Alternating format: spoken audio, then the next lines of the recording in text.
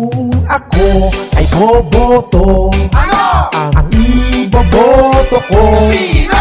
ang iboboto ko ay si Totoy De Pano. Tutulungan ka, tutulungan ako, magtulungan tayo, magtulungan tayo. Ganyan si Totoy De Pano.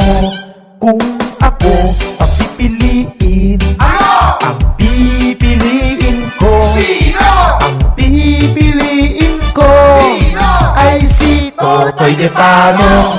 Makatao, may respeto, maaasahan mo. Ang kailangan mo ay si Totoy De Pano. Number 7 sa balota, Engineer Jesus Totoy De Pano for Councilor. Makatao, maka